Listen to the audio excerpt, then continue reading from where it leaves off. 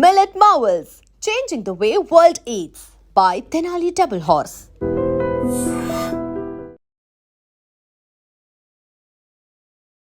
నమస్తే, welcome to iDream inside politics with కవిత.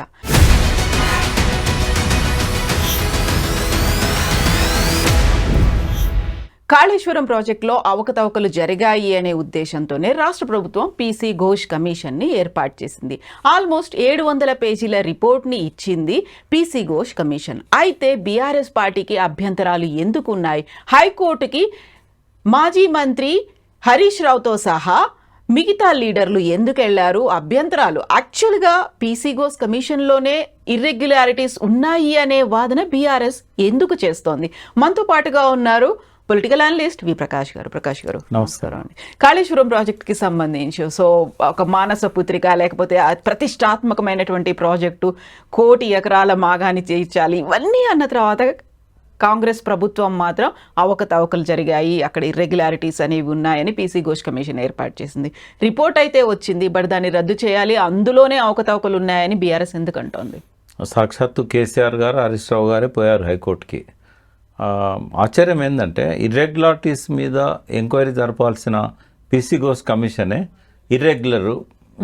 అందులోనే irregularities ఉన్నాయి ఆ రిపోర్ట్లో. ఆయనే తప్పు చేశారు. అసలు వాళ్ళు ఎక్కడి నుంచి స్టార్ట్ చేశారంటే కేసీఆర్ గారు వేసిన పిటిషన్ చూసినట్టయితే ఆల్మోస్ట్ సిమిలర్గా ఉంటాయి ఇద్దరికి కూడా. అసలు ఈ జియోనే తప్పు, ఏర్పాటు చేయడమే తప్పు అని అన్నారు. అది చట్ట విరుద్ధం. ఎంక్వైరీ కమిషనే ఈ రకంగా ఏర్పాటు చేయొద్దు. దానికి జ్యుడిషియరీ అనే పదం పెట్టారు ఎంక్వైరీ కమిషన్. దానిలో ఆ జ్యుడిషియరీని ఎట్లా పెడతారు? ఈ జ్యుడిషియరీ కమిషన్ కానే కాదు అని ముందు దాని ఇంటిగ్రిటీనే వీళ్ళు క్వశ్చన్ చేశారు. అది ఎట్లయితే జ్యుడిషియరీ కమిషన్, అది ఎంక్వైరీ కమిషనే. ఎంక్వైరీ కమిషన్ అనేది ఒక అడ్వైజరీ బాడీ.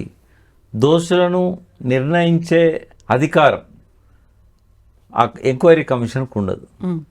వాళ్ళు ఎంతసేపు ఏం జరిగిందనేది సాక్ష్యాధారాలు సేకరించడానికే తప్ప, సలహాలు ఇవ్వడానికే తప్ప, శిక్షలు వేయడానికి కాదు. అంతకంటే ముందు దోషులను నిర్ధారించే పవర్స్ ఎంక్వైరీ కమిషన్కు ఉండవు. వాళ్ళు ఏమైనా ఉంటే డాక్యుమెంట్స్ తేల్చాలి, ప్రభుత్వానికి ఇవ్వాలి. ఈ రకంగా ఇర్రెగ్యులారిటీస్ జరిగినాయని చెప్పియాలి. కానీ ఇర్రెగ్యులారిటీస్ పాల్పడ్డ వాళ్ళు ఎవరని చెప్పే అధికారం లేదు. ఆ పరిమితి దాటి పీసీ ఘోష్ గారు వ్యవహరించారు. ఒక్కటని ఏం చెప్తామమ్మా, ఒక 20-25 ఆరోపణలు చేశారు బీఆర్ఎస్ నాయకులు, పర్టికులర్ కేసీఆర్ గారు. అండ్ నాకైతే వారు చేసిన అన్నీ కూడా శాస్త్రీయంగానే ఉన్నాయి, చట్టబద్ధంగానే ఉన్నాయని అనిపించింది. చట్ట వ్యతిరేకంగా పాల్పడ్డది పీసీ ఘోష్ అనేది సక్సెస్ఫుల్గా హైకోర్టు దృష్టికి తేగలిగారు. ఇది ఫైనల్ విచారణలో నాకు తెలిసి 100% కొట్టుడు పోద్ది అనుకుంటారు, రద్దు చేస్తారు. ఎందుకంటే ఒక్కొక్కటి కొన్ని మనం మాట్లాడుకుంటే అందులో సెక్షన్ 8C(b) అని 2 క్లాజులు ఉంటాయి, B అండ్ C. B ప్రకారం ఏంటంటే ఒక వ్యక్తి ఇమేజ్ను ఎవరైనా సాక్షులు తప్పు పట్టేటట్టుండి దాన్ని, అంటే ఆయన ఇమేజ్కు ప్రమాదకరంగా వాళ్ళు సాక్ష్యాలు ఇచ్చినట్టయితే అతనికి ఒక ఆపర్చునిటీ ఇవ్వాలి తన ఇమేజ్ని దాన్ని కాపాడుకోవడానికి. తన ప్రతిష్టకు భంగం కలిగే ఆరోపణలు చేసినప్పుడు ఆ వ్యక్తిని పిలిచి నోటీస్ ఇచ్చి, నీ మీద ఇట్లాంటి ఆరోపణలు వచ్చాయి, వాళ్ళు చేసిన ఆరోపణలు తప్పని చెప్పడానికి నీ దగ్గర ఏమైనా ఆధారాలు ఉన్నాయా? ఉంటే ఆధారాలతో కోర్టు ముందుకు రండి అని నోటీస్ ఇవ్వాలి. పెళ్ళికి పిలిచినట్టు పిలిచారు, వచ్చిపోండి అని. మీ దగ్గర ఏమైనా ఉంటే డాక్యుమెంట్స్ దేని అన్నారు, కానీ మీ మీద వీళ్ళు ఇట్లా సాక్ష్యం చెప్పారు, ఇక్కడ మీ మీద ఈ ఆరోపణ ఈ వ్యక్తి చేశాడు, ఈ ENC గారు ఈ ఆరోపణ చేశాడు, ఈ O&M ఇంజనీర్ ఈ ఆరోపణ చేశాడు, ఎలాంటి కాంట్రాక్టర్ ఈ ఆరోపణ చేశారు అని ఏదీ లేదు. సింపుల్గా లాస్ట్కు విచారించారు కదా. 115వ సాక్షి కదా, 114వ సాక్షి ఈటల రాజేందర్, 113వ సాక్షి హరీష్ రావు గారు. మరి అంతకంటే ముందే 112 మంది సాక్ష్యం చెప్పినప్పుడు వీళ్ళ మీద ఆరోపణలు ఉన్నట్టయితే అది నోటీసులో రాయాలి. ఒకటి. సెకండ్ ఏంటంటే వాళ్ళను క్రాస్ ఎగ్జామిన్ చేయడానికి ఈ వ్యక్తికి ఆరోపణలు ఎవరి మీద అయితే ఉంటాయో ఆ వ్యక్తికి అవకాశం ఇవ్వాలి, అతను లాయర్ను పెట్టుకోవడానికి అవకాశం ఇవ్వాలి, అక్కడ క్రాస్ ఎగ్జామినేషన్ జరగాలి. జరిగిన తర్వాత వచ్చే సాక్ష్యాన్ని పరిగణలోకి తీసుకోవాలి. ఇది ఏది జరగలేదు. అంటే కేవలం వివరణ కోసం పిలిచారా? ఏం జరిగింది అక్కడ? ఒక సాక్షిగా పిలిచారు. మీరు కూడా వెళ్ళొచ్చారు అక్కడ? నేను వెళ్ళాను, బట్ నన్ను వారు పిలవలేదు. నా అంతా నేను అఫిడవిట్ ఇచ్చాను కాబట్టి నేను ఇచ్చిన అఫిడవిట్లో అంశాలను వివరించమని పిలిచారు. బట్ కేసీఆర్ గారిని సాక్షిగా పిలిచారు. సాక్షిగా పిలిచి నేరారోపణ చేయడం ఎక్కడదాము? అసలు నేరారోపణ వాళ్ళు చేసినా కూడా నిర్ధారించే అధికారం కమిషన్కు లేదు. సుప్రీంకోర్టు జడ్జిమెంట్స్ ఉన్నాయి. రాధాకృష్ణ కేసు ఒకటి జరిగింది, Kiran Bedi IPS officer case ఒకటి జరిగింది, అదానీ కేసు ఒకటి జరిగింది. వీటిలలో రూలింగ్స్ అన్ని తీసుకొచ్చి పెట్టారు కేసీఆర్ గారు హైకోర్టు ముందట. కాబట్టి ప్రైమా ఫేసే కాదు, అందులో హైకోర్టు జడ్జెస్ పూర్తిగా విశ్వసించే సమాచారం ఉన్నది అఫిడవిట్లో. కాబట్టి రేపు పీసీ ఘోష్ కమిషన్ రిపోర్టే ప్రశ్నార్థకం అవుతుంది. ఆ రిపోర్టును ఏ రకంగా మాజీ సీఎం మీద, బీఆర్ఎస్ నాయకుల మీద ఒక అస్త్రంగా ఉపయోగించుకోవాలో ఈ ప్రభుత్వం ఆల్రెడీ ఆ పని చేసింది. రిపోర్టు బయటపెట్టకుండా కేసీఆర్ మీద, హరీష్ రావు మీద ఎక్కడెక్కడైతే కొంత రిమార్క్స్ ఉన్నాయో అవన్నీ బయటికి తీసుకొచ్చి ఒక 60 పేజీలు చేసి మీడియాకి రిలీజ్ చేశారు. పబ్లిక్ డొమైన్లో పెట్టలేదని చెప్పి అబద్ధాలు చెప్పారు. వాళ్ళు అధికారికంగా సైట్లో పెట్టకపోవచ్చు, కానీ మీడియా కాపీ ఇస్తే ఏమంటారమ్మా, అది పబ్లిక్ డొమైన్లోకి పోదా? అది ప్రభుత్వం పెట్టాలనా? అన్ని ఛానల్స్ పెట్టుకున్నాయి కదా, పాత వీడియోస్ అని అట్లే తిరుగుతున్నాయి కదా. ఆ రోజు ప్రెస్ మీట్లో తీవ్రమైన అభ్యంతరకరం. అవతల వ్యక్తికి నువ్వు కాపీ సర్వ్ చేయకుండా, వాళ్ళు చీఫ్ సెక్రటరీని కాపీ ఇవ్వమని అడిగినా కూడా ఇవ్వకుండా ఏకపక్షంగా ఆరోపణలు చేయడం. ఇప్పుడు అది నిజము గడప తట్టే లోపు అబద్ధం 1000 గడప తిరుగుతుంది అన్నట్టుగా ఇప్పుడు 22వ రోజు ఇవాళ ఆగస్టు 4 నాడు ఆ రిపోర్టును 60 పేజీలు మీడియా ముందు రిలీజ్ చేశారు, పీపీటీ పెట్టి, పవర్ పాయింట్ ప్రజెంటేషన్. మరి 21 రోజులు ఎందుకు దాయాలి దాన్ని? అడిగినా కూడా ఇవ్వకపోవడం ఏంటి? వాళ్ళు ఏమడిగారంటే, అసెంబ్లీలో మీరు చర్చించినాక నిర్ణయం తీసుకుంటారా, లేకుంటే ముందే నిర్ణయం తీసుకొని వాళ్ళకి ఏమైనా అరెస్ట్ చేయాలనో ఇంకా వేరే విచారణ జరపాలనో ఏమైనా నిర్ణయం తీసుకుంటారని అడిగారు. చర్యలు ఉంటాయా? చర్చ ఉంటుందా? దానికి ఏంటంటే చర్యలు అయితే ఏముండవు అని చెప్పి ఇప్పుడు ప్రభుత్వం చెప్పింది. చర్చ విషయానికి వచ్చినప్పుడు అసెంబ్లీ కాల్ఫర్ చేస్తున్నాం, అసెంబ్లీలో చర్చ పెడతామని అన్నారు. ఇక అది అసెంబ్లీలో చర్చ పెట్టడం అంటే ఆ ఘోష్ కమిటీ విచారణలో వెల్లడైన అంశాలు కొన్ని ఏకపక్షంగా వీళ్ళ మీద ప్రచారం చేసి దోషులు అని చెప్పి నిర్ధారించే దిశలో ఉంటుంది. ఇప్పుడు ఎంత బేసిక్ ఫండమెంటల్ తప్పులు చేశారంటే, మేడిగడ్డ బ్లాస్ట్ చేశారని నేనైతే 4 నెలల నుంచి చెప్తున్నా. ఇప్పుడు బీఆర్ఎస్ కూడా చెప్తున్నారు, కేటీఆర్ కూడా చెప్పారు, ప్రవీణ్ కుమార్ గారు ఏకంగా ఆ party general secretary press meet పెట్టి చెప్పారు. మళ్ళీ నేను దానిలో ఆధారాలను కూడా చాలా వరకు పత్రికా ముఖంగా నేను వెల్లడించా. ఈ రోజు వరకు విజిలెన్స్ కమిటీ కానీ, పీసీ ఘోష్ కమిటీ కానీ, 2 రోజుల తర్వాత వచ్చిన ఎన్డీఎస్ఏ కానీ వాళ్ళు పోలీస్ స్టేషన్ పోలేదు, ఆ ఎఫ్ఐఆర్ చూడలేదు, ఎఫ్ఐఆర్ను పట్టించుకోలేదు. ఈ రోజు వరకు కూడా ఐజాన్ టుడే ఎఫ్ఐఆర్ అట్లే ఉంది, దాన్ని తేల్చేయలేదు ఇది తప్పని, ఇది కరెక్ట్ అని జవాబు చెప్పలేదు, విచారణే చేయలేదు. అసలు అది చాలా గ్రాస్ నెగ్లిజెన్స్. ఘోష్ గారు సుప్రీంకోర్టు జడ్జిగా పనిచేశారు. మరి ఆయన ఎఫ్ఐఆర్ ఉన్న సంగతి తెలిసి దాన్ని తెప్పించుకోవాలి, వివరణ అడగాలి, డీజీపీని పిలిపించుకున్నారు. మరి ఏం చేసినట్టు? సో ఇప్పుడు దాదాపుగా 700 పేజీల రిపోర్ట్లో అది ఫైండింగ్సా, కంక్లూజనా, ఏమి ఇచ్చారు? ఆయన ఓన్లీ ఎవిడెన్సెస్ ఇవ్వాలి తప్ప ఫైండింగ్స్ ఇచ్చే అధికారం ఎంక్వైరీ కమిషన్కి ఉండదు. అది తప్పు చేశాడని అని నిర్ధారించినట్టు కనబడుతుంది. అంటే మొత్తం రిపోర్ట్ వస్తే కరెక్ట్ చెప్పగలుగుతాం, కానీ వీళ్ళు చెప్పిన దాని ప్రకారం ఏంటంటే దోషిగా ప్రకటించారు కేసీఆర్ అని చెప్పారు. ప్రకటించే హక్కు లేదు పీసీ ఘోష్ గారికి. తర్వాత ఒక్క సాక్షిని కూడా క్రాస్ ఎగ్జామిన్ చేయకుండా రిపోర్ట్ ఇచ్చాడు, అది కూడా గ్రాస్ నెగ్లిజెన్స్. ఈ క్రాస్ ఎగ్జామినేషన్ ఇవన్నీ కింది కోర్టులలో జరుగుతాయి, హైకోర్టులో జరగవు.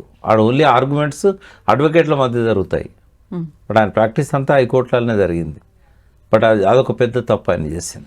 యాక్చువల్గా ఇలాంటి కమిషన్లు ఏర్పాటు చేసినప్పుడు, సాక్షులుగా పిలిచినప్పుడు అడ్వకేట్లతో వెళ్ళాలి, లేకపోతే అక్కడ విచారణ అనేది జరగాలి, వాదనలు ఉండాలి అనేది ఉంటుందా? ఈ ఇన్నేళ్లలో జరిగినటువంటి కమిషన్ల మీరు అటెండ్ అయినప్పుడు మీ ఎక్స్పీరియన్స్లో ఎలా ఉంటుంది? జనరల్గా ఒక వ్యక్తి మీద, అంటే ఒక ముఖ్యమైన వ్యక్తి కావచ్చు, ముఖ్యమంత్రి కావచ్చు, మంత్రి కావచ్చు, అతని మీద నేరుగా సాక్షులు ఆరోపణ చేసినప్పుడు ఆ వ్యక్తి ప్రతిష్టను కాపాడుకునే హక్కు ఆ వ్యక్తికి ఉంటుంది. అవతల వ్యక్తి తప్పు చెప్తున్నాడు అన్నప్పుడు అడ్వకేట్ని పెట్టుకొని అతన్ని క్రాస్ ఎగ్జామిన్ చేయించాలి. అందుకే వీళ్ళు నోటీసులు ఇస్తారు. నీ మీద ఈ ఆరోపణలు వచ్చాయి, ఫలానా వ్యక్తి నీ మీద ఈ ఆరోపణ చేశాడు, ఇది నిజమేనా, ఒకవేళ ఇది అబద్ధమైతే నీ దగ్గర ఏమన్నా ఆధారం ఉందా, ఈ ఆధారాలు తీసుకొని మా ముందుకు రావాలని చెప్పి వాళ్ళు అడగకపోయినా కూడా నోటీస్ ఇచ్చి పిలిపించాలి. పిలిపించారు కానీ ఇదేం రాయలేదు అందులో. ఆధారాల గురించి కానీ వాళ్ళు సింపుల్గా ఏం రాశారంటే, మీరు కమిషన్ ముందు ఎంక్వైరీకి హాజరు కాగలరు, మీ దగ్గర ఏమైనా డాక్యుమెంట్స్ ఎవిడెన్స్ ఉన్నట్టయితే తీసుకురాగలరు, బంధుమిత్ర పరివారంతో కదలి రండి అని చెప్పి పెళ్లి కార్డు ఇస్తారు కదా, సకుటుంబ సపరివార సమేతంగా అట్లే ఇచ్చారు తప్ప నీ మీద ఫలానా ఇంజనీర్స్ ఇట్లా మాట్లాడారు, దానికి నువ్వేం సమాధానం చెప్తావు, నీ దగ్గర ఏ డాక్యుమెంట్నా తీసుకురావాలి అని అదేం చేయలేదు. కాబట్టి అది ఘోరమైన తప్పు పీసీ ఘోష్ గారు చేసింది. సో ఇప్పుడు దాంట్లో తేల్చింది ఏంటి అని మీరు అనుకుంటున్నారు? రాజకీయ నాయకులు, కాంగ్రెస్ నాయకులు, ముఖ్యంగా బీజేపీ నాయకులు ఏ ఆరోపణలు చేశారో ఆయనను కమిషన్కు ఆహ్వానించింది, అపాయింట్ చేసింది రాష్ట్ర ప్రభుత్వం. ఈయన చేయాల్సిన ఒక ముఖ్యమైన పని ఏముండే అంటే, తనకు సహాయకులుగా ఉండడానికి ఒక 3-4 ఇంజనీర్ల టీంని ఏర్పాటు చేసుకోవాల్సి ఉండే. ఆ పని చేయలేదు ఆయన. సో చర్యలు, అరెస్టులు అనేవి కేసీఆర్ అరెస్ట్ అవుతారు ఏముండవమ్మా, చర్యలు ఉండవు, అరెస్టులు ఉండవు. అరెస్ట్ చేయాలన్నా కూడా, చర్యలు తీసుకోవాలన్నా కూడా మళ్ళీ ఇంకొక ఎంక్వైరీ కమిటీ రావాలి, సిట్టో లేకుంటే ఇంకోటో. వీళ్ళు చేసిన ఇర్రెగ్యులారిటీస్ని ప్రూవ్ చేయాలి వాళ్ళు. అందులో ఇర్రెగ్యులారిటీసే లేవు, ప్రూవ్ కావడానికి ఏముంటుంది. కొన్ని ఇప్పుడు అడ్మినిస్ట్రేటివ్ ఎక్స్పీరియన్స్ లేదు మన ఘోష్ గారికి. ఆయన సింపుల్గా ఆయన చేసిన అబద్ధాలు, ఆయన రిపోర్ట్లో ఉన్న అబద్ధాల గురించి చెప్తా. అబద్ధాలంటే ఆయనకు తెలియక రాసుకున్నాడు అవి. ఫస్ట్ ఏంటంటే, తుమ్మిడాటిని మేడిగడ్డకు మార్చింది ఒకే ఒక వ్యక్తి కేసీఆర్ అని చెప్పి. అది 100% తప్పు కదమ్మా. సెంట్రల్ వాటర్ కమిషన్ రిపోర్ట్లనే ఉన్నది, ఇక్కడ నీళ్లు మీకు అందుబాటులో లేవు, మీరు వేరే దగ్గర చూసుకోవచ్చు అని చెప్పి వాళ్ళు ఇచ్చిన లెటర్లనే ఉన్నది. ఇచ్చిన రిపోర్టు వ్యాప్కోసోడు ఇచ్చిండు, కేసీఆర్ కాదు కదా జరిపింది. మహారాష్ట్ర గవర్నర్ సాక్షిగా అక్కడ ముఖ్యమంత్రి చెప్పాడు, ఇక్కడ మేము ఇయ్యము, ఈ లెవెల్కు మేము ఇయ్యము అని. ఇవన్నీ ఆయన దృష్టికి నేను కూడా తీసుకొచ్చా, రాతపూర్వకంగా కూడా ఇచ్చా. మరి ఆయనకు అర్థం కాలేదా, లేకపోతే చదవలేదా? మేము చెప్పింది ఏమన్నా ఏజ్ ఫ్యాక్టర్ వల్ల మర్చిపోయిండా? ఎట్లా రాస్తాడమ్మా కేసీఆర్? దాన్ని ఒక వ్యక్తి నిర్ణయంతో తుమ్మిడటి నుంచి మేడిగడ్డకు మారిందని రాయొచ్చు అట్లా. తర్వాత కళ్ళ ముందు ఎక్స్పర్ట్ రిపోర్ట్ ఉంది, వాళ్ళు రిపోర్ట్ ఇచ్చి చేతులు ముడుచుకొని కూర్చోలే, ఆయన కమిషన్ ముందు పోయి సాక్ష్యం కూడా ఇచ్చారు.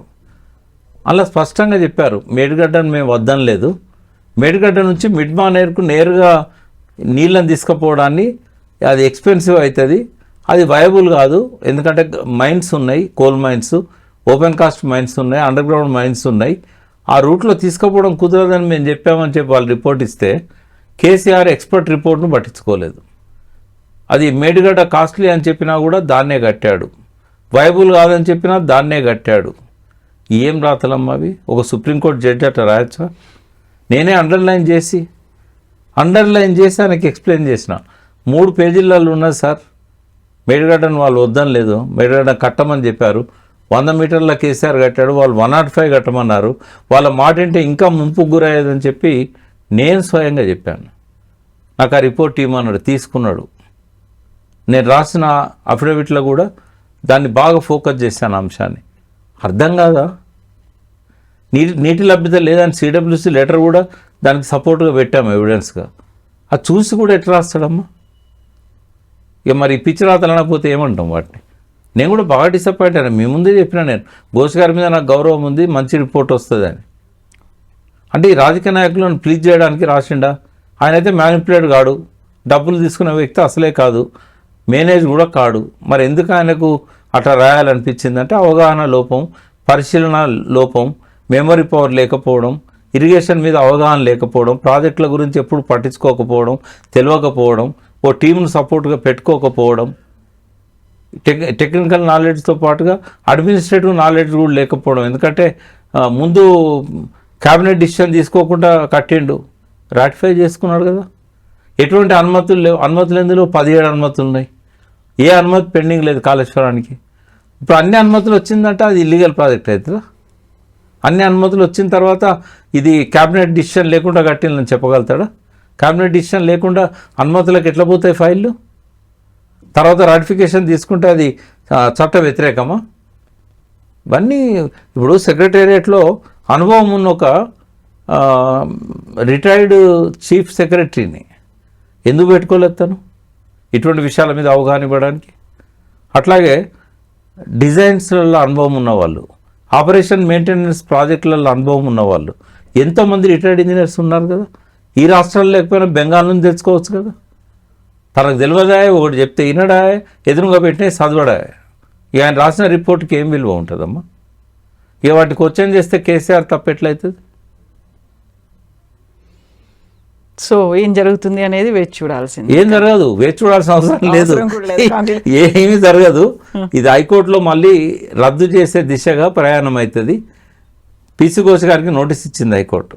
కేసీఆర్ గారు మీ మీద ఆరోపణలు చేశారు, మీరేమంటారు అని. హరీష్ రావు గారు ఇచ్చిన దాని మీద, కేసీఆర్ గారు ఇచ్చిన దాని మీద 2 అఫిడవిట్స్. ఆయన రిప్లై ఇవ్వాలి. ఆయన వారం రోజులు టైం ఇచ్చారు. రిప్లై ఇచ్చినాక మీరు కౌంటర్ రిప్లై ఇవ్వండి అని మళ్ళీ కేసీఆర్ గారికి చెప్పారు వారు అడ్వకేట్కి. ఈ 2 అయ్యేసరికి 3 వారాలు అవుతుంది. మళ్ళీ విచారణ టేకప్ చేస్తారు. ఒరిజినల్గా హిస్టారికల్ జడ్జిమెంట్ రాబోతుంది, అది హైకోర్టు నుంచి వస్తుంది. Okay, ya, thank you so much అండి. Thank you.